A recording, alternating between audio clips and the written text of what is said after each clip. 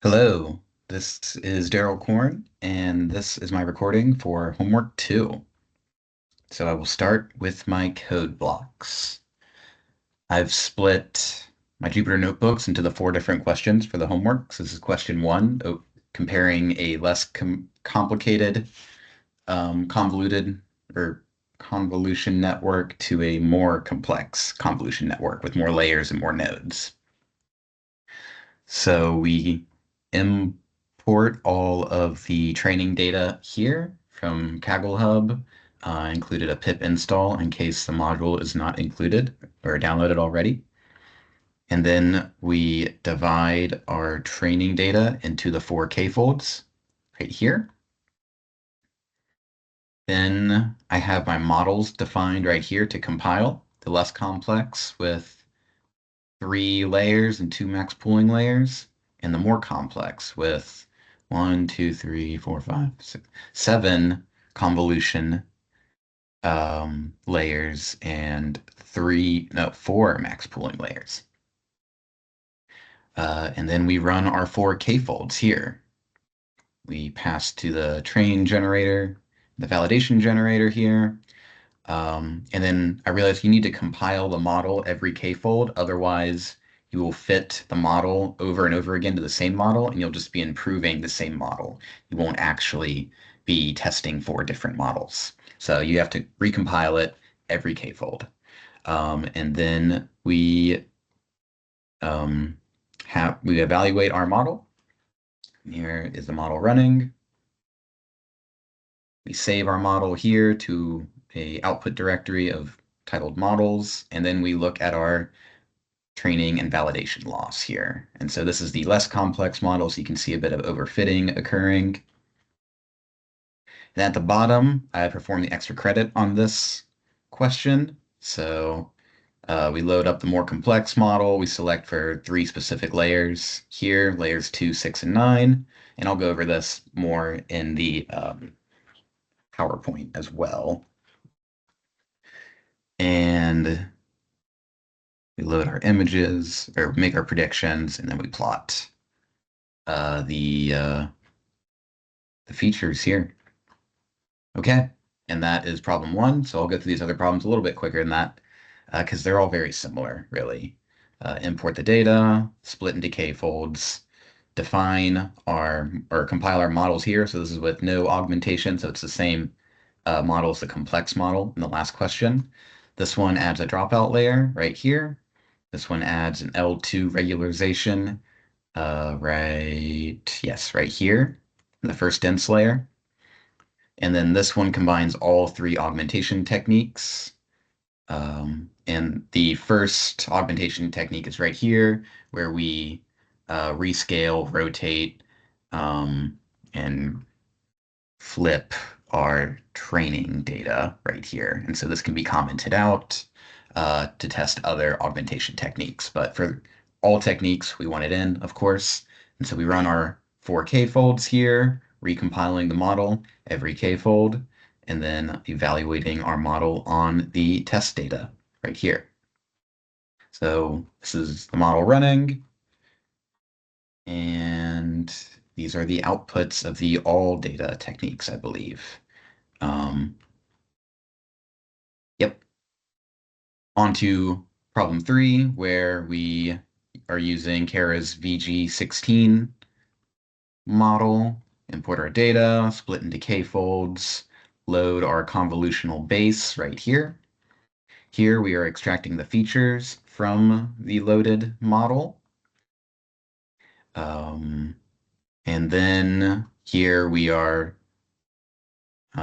training our k-folds. So extracting features, you got to reshape it, recompile the model right here, and then fit the model and then test on test data here. So this one trains very quickly in about 20 minutes because it's only 2 layers.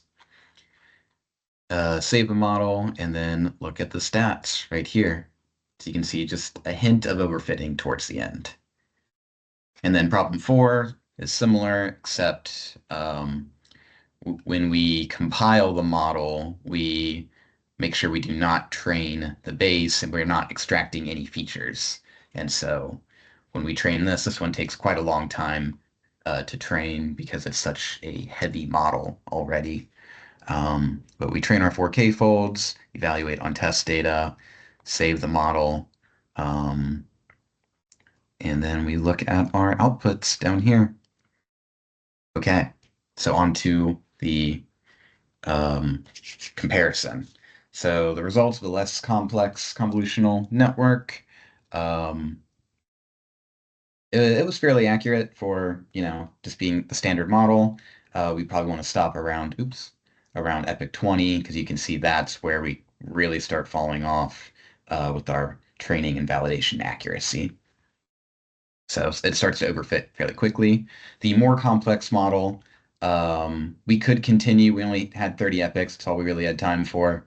We could continue the epochs for more accuracy. Um, and I think it shows signs of being slightly underfit because it's fairly linear. It's not really like there's not much of a curve to it, and the training and validation accuracy are pretty similar. So I think this should really be run more. Like I said, that's all we really had time for. And this, of course, does not show as much overfitting as the previous one does because there's just so much more nodes and layers to train and learn. And I guess I have a comparison of that right here where the more complex shows signs of better generalization, sorry, but it appears to be slightly underfit, and the more simple convnet started to show signs of overfitting. And yeah, we have our comparisons here in figures 2.1 and 2.3. Okay, on to our data augmentation techniques. So this is where we have the rotation, rescaling, resizing, and such. And you can see that this one does not show signs of overfit just yet. It could likely be trained for longer. The dropout layer also does not really show signs of overfitting, a good way to prevent it. And same with L2 regularization. Um, all of them had fairly equal average test accuracies as well. And to compare them all, well, this was one where we combined all of them. Again, no signs of overfitting just yet. There was it was surprisingly lower in the test accuracy, so it should probably be trained for longer to see if that could improve, but I didn't really have time to do that. To compare all these data augmentation techniques, none of them showed signs of overfitting after 30 to 50 epochs. So it kind of shows that these techniques do help make the model more resilient to overfitting. Um, I think the best data augmentation technique was with the image data generator function, where you kind of resize and rescale the images just based on the training and validation accuracy. Those it seemed to have the widest spread or difference there. And these benefits seemingly pass to the all techniques model as well. Okay, on to transfer learning from the VG16. So the extracted features, it kind of showed signs of uh, overfitting towards epoch 30, but the model trained very quickly, about 20 minutes. But maintaining that convolutional base, um, that seemed to provide a better model that had less signs of overfitting. However, it took much, much longer to train, around 10 hours for me. Um, and here are the results of that. Um, And in summary, I think the best models I trained with this data came from the VG16 with a non-trainable base, as well as the CovNet with all data augmentation techniques. And I have some examples of their models right here, the model stats. Both models showed very low signs of overfitting, and they could likely be trained for longer to improve the accuracy.